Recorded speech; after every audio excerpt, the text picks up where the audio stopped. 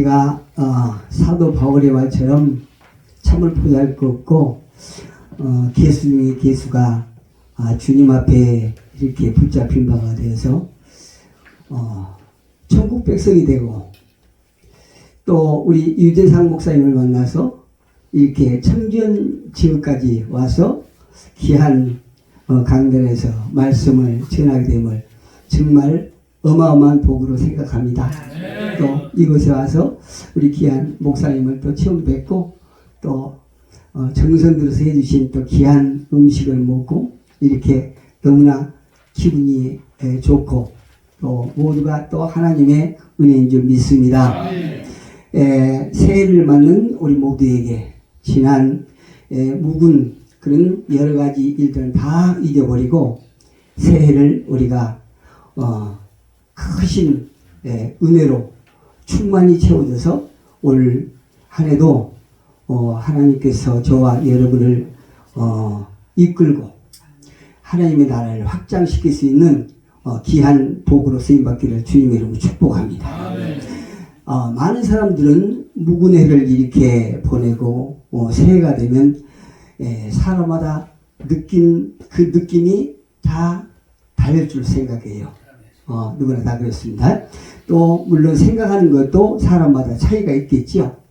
예를 들면 그 사람이 어떤 형편에 처해 있는가 혹은 은혜 가운데 있는가 아니면 병시에 있는가 아니면 지난해에 이것저것 여러 가지 실패로 좌절과 근심 속에 있는가 이렇게 어떤 형편에 있는가에 따라서 새해를 맞는 느낌이 다 다를 줄로 생각합니다. 아멘.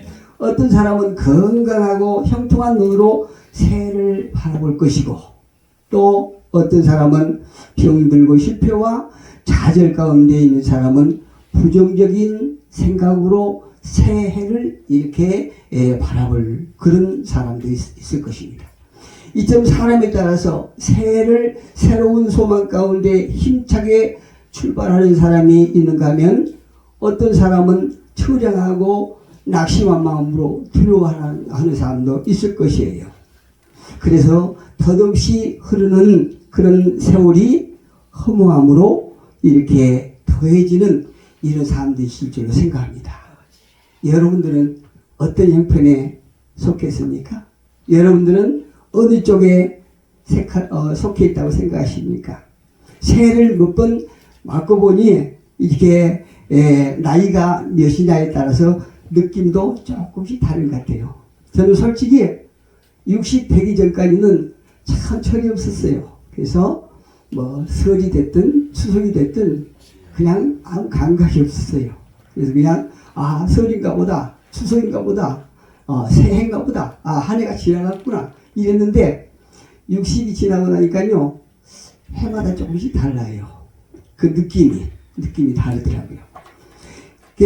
인생이란 그 방향과 의미가 무엇인가를 놓고 소위 갈등하는 실현의 20대가 있습니다. 그런가 하면 겁도 없이 무슨 일이든 도전하기를 좋아하는 캐치 30대가 있어요. 이 캐치 30대는 훨씬 더 대담함으로 새해를 이렇게 바라보고 새해를 출발하겠지요. 그렇다면 데드라인인 40대는 어떨까요? 40대는요 나름대로 진지하고 성숙한 자세로 묵은 해와 새해를 맞는 그 생각이 굉장히 깊이가 있어요. 심리학 지식책을 보니까 그렇게 나와 있더라고요. 그래요. 그리고 50대 리프레스트는 재충전이 필요한 그런 시기입니다. 그렇다면 60대 70대는 어떨까요? 60대 70대는요 모든 이들에게 인생의 거울이 되는 거예요. 할렐루야. 이곳에는 60대도 계실 것이고 70대도 계실 줄로 생각합니다. 그렇다면 60대 70대 계신 분들은 올 한 해를 어떤 생각으로 어떤 각오로 출발하고 계십니까? 여러분은요 앞으로 가야 할 방향과 의미에 대해서 얼마나 깊은 생각을 하고 계십니까? 그리고 새해에는 어떤 계획을 세워놓고 계십니까? 저는 저 나름대로 계획이 있고 생각이 있는데요. 이곳에 응답 기도에 나서 제 나름대로 개인적으로 바라보기는 응답 기도원이 저기 그 그림처럼 평면도처럼 저런 건물 짓기를 주님으로 축복합니다. 그대로 되기를 주님으로 축복합니다. 예, 오늘 제목이 푯대를 향하여 라고 이렇게 적었습니다. 예, 그리고 오늘 본문을 통해서 바울의 푯대는 무엇이고 또 우리 각자의 푯대는 무엇인가를 생각해보는 귀한 시간이 되기를 예수 이름으로 축복합니다. 바울 소신서를 종합해보면요, 빌립보서는 그가 선교하기 한 5, 6년 전쯤 기록해 놓은 책이 아닌가 이렇게 제 나름대로 추측해봐요. 그리고 그 나이 역시 한 60대 정도 60대 정도 된 걸로 짐작하는데요. 그러나 그는 불행하게도 지금 감옥에 가 있지요. 예, 빌립보서를 이렇게 그 보낼 때 그때는 이제 감옥에 가 있거든요. 어쩌면 감옥에서 인생을 아주 영원히 마감해 버릴 수도 있는, 그럴지도 모르는 이런 상태에 가 있다는 얘기예요. 누가요? 바울이. 그의 지난 어떤 30년을 이렇게 돌이켜보면 예수님을 믿은 후에 복음의 열정에 사로잡혀서 소아시아를 종횡무진 달려가면서 오직 영혼을 예수 앞으로 인도하기에 모든 시간과 열정을 다 쏟았던 이런 사람입니다.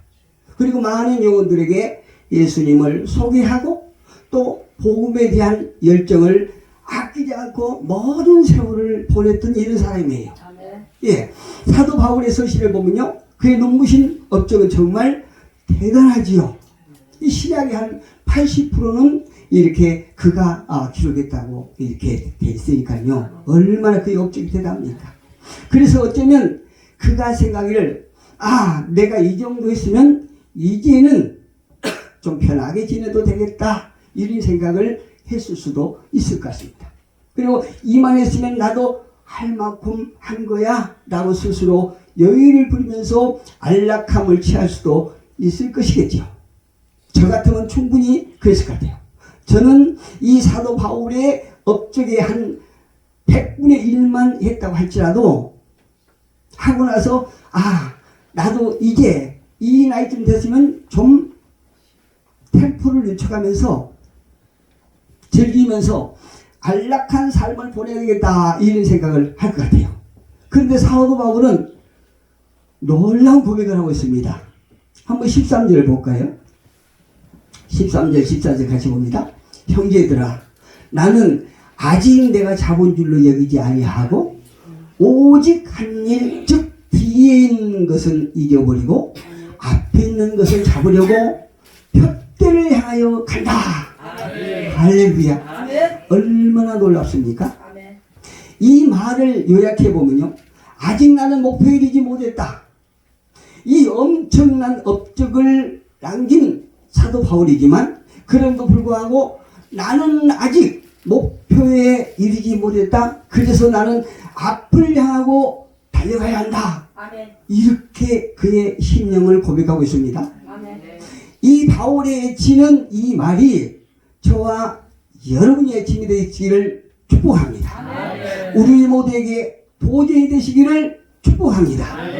그렇게만 된다고 그러면 올해 2023년도에 이 응답 기도에는 저 건물 생깁니다. 그리고 저와 여러분의 소원한 것도 이룰 줄로 확신합니다. 왜요? 저와 여러분은 할 수 없지만 아버지께는 할 수 있거든요. 그게 하나님께서 하실 것입니다. 사도 바울이 바라보는 푯대는 무엇일까요? 지금 14절에서 말하는 푯대는 무엇이라고 생각하십니까?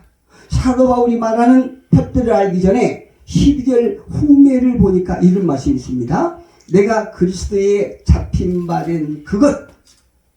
사도 바울이 말하기를 그가 14절에 말한 푯대는 다름 아닌 12절에서 나오는 내가 그리스도에 잡힌 바 된 그것이라고 말합니다.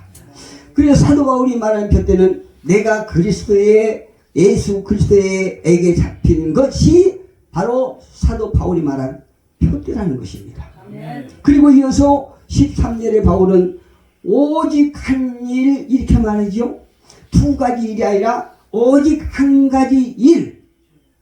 즉 뒤에 있는 것은 잊어버리고 앞에 있는 것을 잡으려고 이렇게 말하고 있어요. 무슨 말입니까? 그러므로 내가 예수에게 잡힌 바 된 그것이 한 가지 일이요 앞에 있는 일이다. 할렐루야. 이 몇 가지 단어를 보면요 어떻게 보면 아주 난해한 것 같아요. 그런데 아주 간단합니다.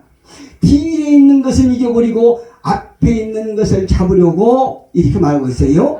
그것이 바로 표대라는 것입니다. 할렐루야. 사도 바울이 12절부터 14절까지 여러 말을 했는데 사도 바울이 하고 싶은 거는 내가 뒤에 있는 것은 다 잊어버리고 표대를 향해서 달려가겠다. 이렇게 딱 뒤에서 말하고 있어요. 자, 그렇다면 사도 바울에게 표대는 무엇이고 저와 여러분에게 표대는 무엇인가요?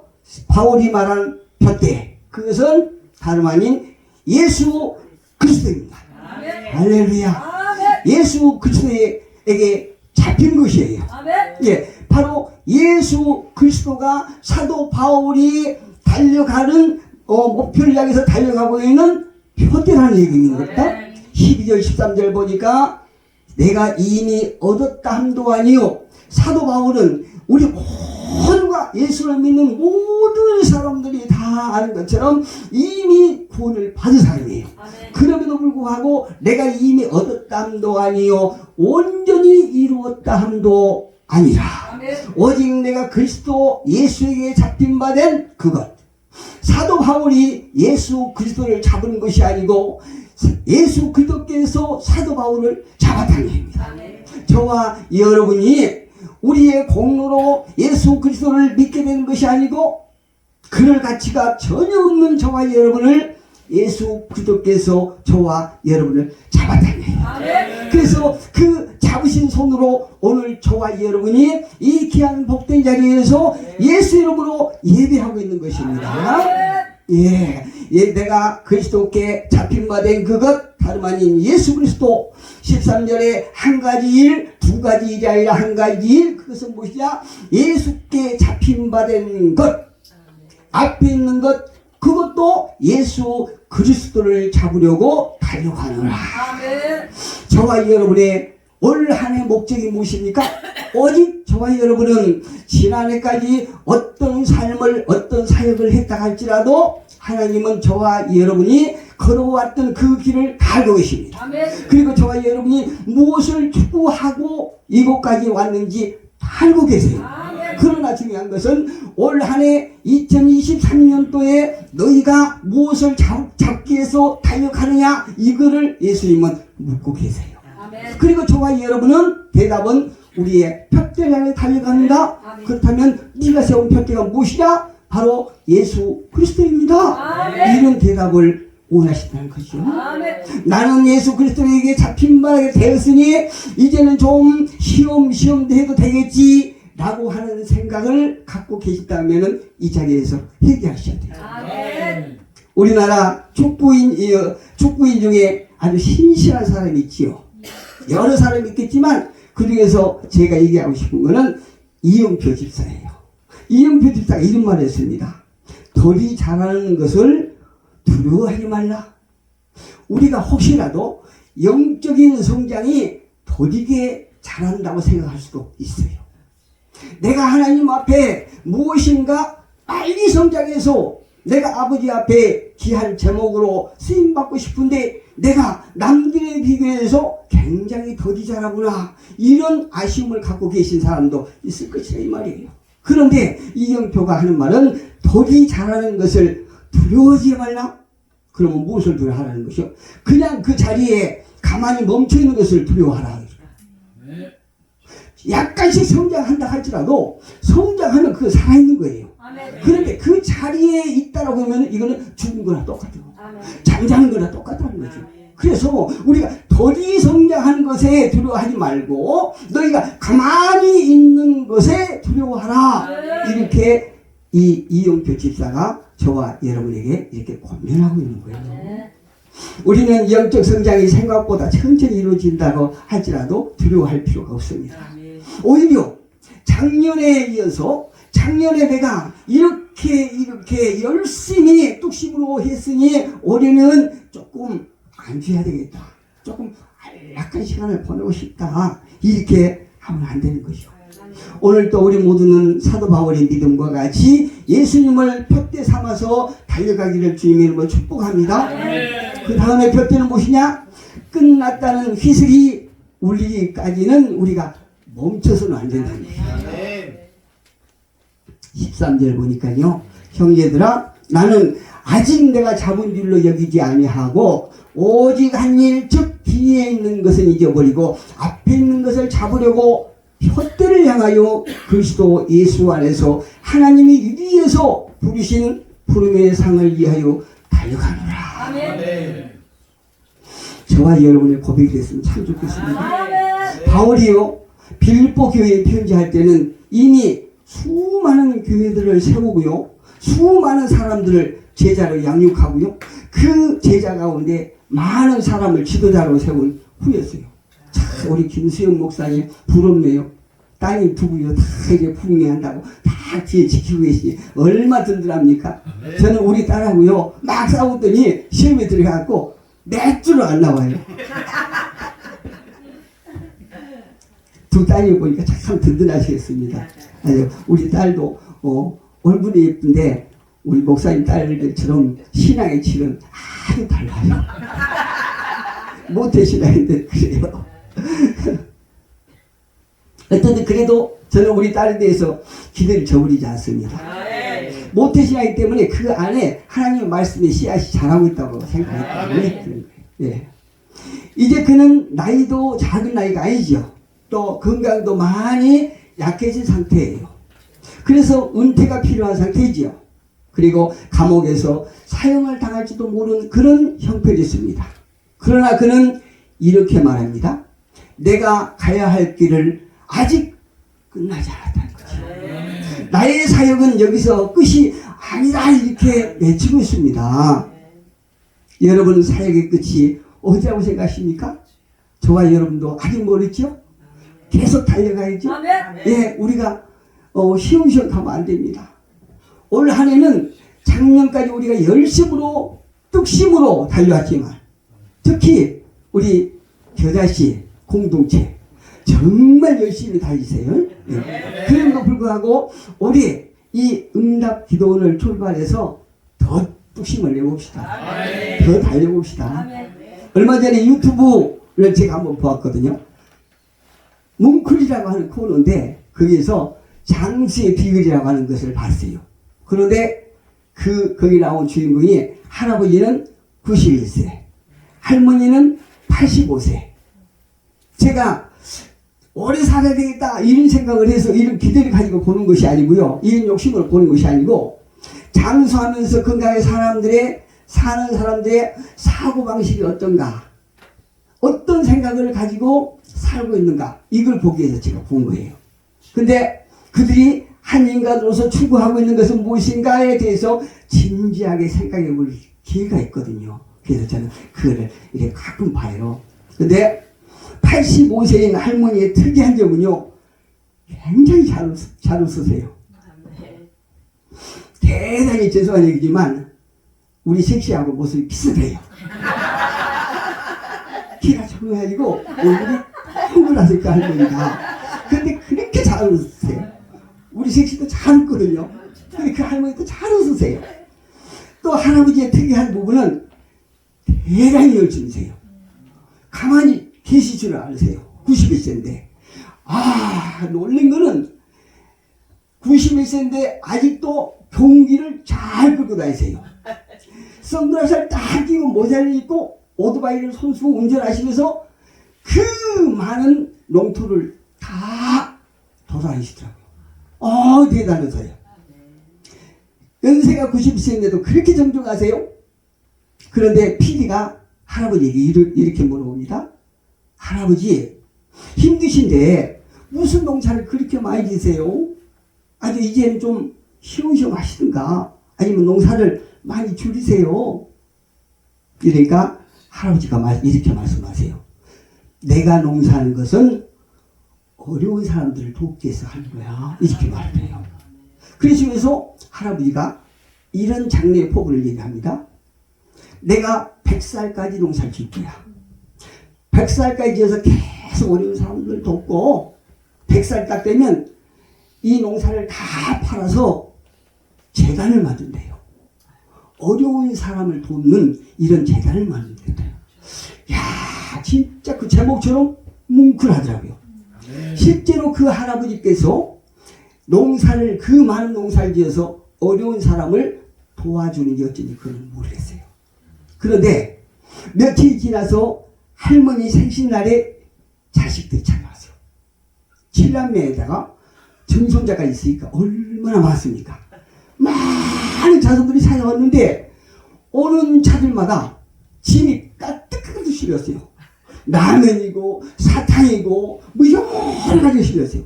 그러니까 PD가 깜짝 놀라서 아니 무슨 그 할아버지 할머니만 잡술 건데 이렇게 많은 물건을 사오십니까? 이렇게 PD가 물어봐요. 그러니까 그 큰아들이 그래요. 아 그렇죠. 우리 어머님 아버님은 조금밖에 안 드시는데 나머지는 마을 회관에 갖다 줄 겁니다. 이러더라고요. 야, 그 아버지의 그 아들구나 이렇게 생각했거든요. 근데 한참 있다가 큰 며느리가 한쪽에 가서 시어머니에게 봉투 하나를 딱 드리더라고요. 용돈을 드리는 거예요. 이 한쪽에 가서 PD가 며느리에게 얼마 드렸나요? 그러니까 얼마라고 얘기하지 않는데 내가 우리 이렇게 시어머니 드려도 우리 어머님 아버님 위해서 쓰시지 않으세요. 이거를 아버님이랑 꼭 모아서 당신은 모르는데 아버님 어머님은 절대 그런 말씀 안 하시는데 작년에도 용돈 모으고 재산 모아서 전기장판 1000개를 사가지고 많은 사람에게 독거인들에게 주었다는 거예요. 부모님은 말씀 안 하시는데 그 장판을 얻은 사람이 자기에게 말씀하셨대요. 그렇게 말씀하셨다고 이렇게 하더라고요. 내가 왜 이 할아버지의 간증을 하냐면 우리가 남을 돕겠다고 특히 예수를 믿는 사람들이 남을 돕겠다고 하는 마음은 있지만 일시적일 때가 많아요. 일시적일 때가 많고 무엇을 하면 그것을 꼭 생색내기를 원하신다는 거죠. 그런데 이 할아버지는 그냥 오른손이 한 것 왼손이 모르게 왼손이 한 것 오른손이 모르게 이렇게 하면서 당신이 100살까지 농사를 져서 목사님들 그 할아버지가 91세인데 100살까지 사시겠다는 보장이 없잖아요. 제가 70인데 80살까지 살 수 있다는 보장은 있어요. 근데 90세인데 100살이 92세인데 100세까지 사시겠다고 하는 보장은 희미하잖아요. 근데 100세까지 사시다가 100세에 자기 재산을 다 팔아서 어려운 사람 돕겠다는 재단을 만들겠다고 말씀하세요. 우리는요 표대를 향해서 달려가되 포기 안 받는다. 아멘. 끝까지. 아멘. 꼬린치님에 딱 가서 주님께서 너 수고했다. 아멘. 이런 희슬이 딱 올릴 때까지 우리는 아멘. 끝까지 가야 된다는 거예요. 그리고 현재 안주하지 말아야 돼요. 아멘. 끝으로 바울은 뒤의 것을 잊어버리고 이의 것을 잡기 위해서 달려가겠다고 고백하지요. 우리는요 인생을 살아가면서 종종 과거에 발목이 잡혀 앞으로 나아가지 못할 때가 종종 있습니다. 상처와 아픔 그리고 이미 사라져버린 영광과 권력을 잊어버리지 못하고요 괴로워할 때가 참 많아요. 그것 때문에 앞으로 나아가지 못하는 거예요. 그러나 이 모든 것들은 잊어버려야 돼요. 이미 지나가버린 과거를 잊을 수 있는 방법은 무엇일까요? 앞을 보고 힘차게 달려가는 거죠. 우리가 정신없이 오직 표대만을 향해서 달려갈 때에 우리는 지난 슬픔의 과거를 잊게 되는 것입니다. 누가복음 9장 62절에 보니까 예수님께서 이렇게 말씀하세요. 예수께서 이르시되 손에 쟁기를 잡고 뒤를 돌아보는 자는 하나님의 나라에 합당하지 않다고 말씀하세요. 할렐루야. 저와 여러분은 하나님 나라에 합당하는 자가 되지 않는 것이 아니라 하나님 나라에 합당한 자가 되기를 주님으로 축복합니다. 말씀을 정리합니다. 우리가 신앙생활을 하기에 장애물이 되는 것은 물질이라고 생각합니다. 여러 가지가 있겠지만 지금 제가 개인적으로 느낀 것은 물질이라고 생각해요. 왜 그렇게 생각하냐면은 제가 예수를 믿을 적만 해도 참 배고플 때거든요. 그때는 오직 예수, 말씀, 성령, 믿음. 제가 처음에 예수를 이렇게 은혜를 받고요. 하늘산에 갔는데 하늘산 그 강다리가 그 제성전에가 얼마나 많죠. 우리 섹시랑 앞자리에 앉았는데 화장실 가고 싶은데 갈 수가 없는 거예요. 왜요? 잘 뺏길까봐. 그렇게 사랑이 어마어마했어요. 나오면 그 많은 눈이 왔는데도 이 입구까지 꽉 찼어요. 얼마나 많이 찼어요. 사람들이 이렇게 은혜를 사모하고 오직 예수만이 내가 살 수 있다는 것을 이런 아주 결심을 하면서 그냥 달려갔잖아요. 근데 지금은 어떻습니까? 야, 오늘 또 진수성찬에 잘 먹고 거기다 또 후식으로 귤까지 곁들여서 다 먹고 그것도 무적해서 뽕튀기. 이건 뭐 셀 수 없이 먹는 거예요. 이렇게 잘 먹다 보니까 여기는 아니지만 다른 동네는요, 다른 데 가면 너무나 배가 부르고 더 드시니까 왜 우리가 하나님이 필요한가 이렇게 생각하는 분도 있어요. 이래서 우리가 앞으로 달려가는데 장애가 되는 것이 잘 먹고 잘 사는 것이 장애가 되는 수도 있더라 이 말씀이에요. 그렇다고 해서 우리가 가난한 것이 자랑은 아니죠. 이 말씀을 통해서 우리 모두가 작년에 구했던 물질까지 올해 다 받으시기를 축복합니다. 더 받기를 축복합니다. 100배를 받기를 축복합니다. 그러나 우리가 많은 물질을 받고 거부가 됐다 할지라도 가는 길을 포기하면 안 된다는 거죠. 주저하면 안 된다는 거죠. 그 자리에 안주하면 안 된다는 거죠. 예전에 먹고 살기 힘들 때 그때를 생각하면서 오직 예수, 오직 말씀, 우리가 벽들을 향해서 앞에 있는 것을 잡기 위해서 달려갑시다. 우리의 믿음 지키는 것은 대단히 어렵지만 믿음을 소멸하는 것은 잠깐이잖아요. 사실 반드시 기억하시고 우리 모두가 예수께 잡힌받은 그것을 잡기 위하여 오늘에 만족하지 아니하고 벽들 향하여 끝까지 달려갑시다. 아멘. 힘을 냅시다.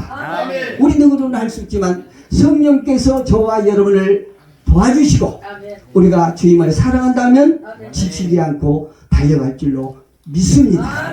기도하겠습니다.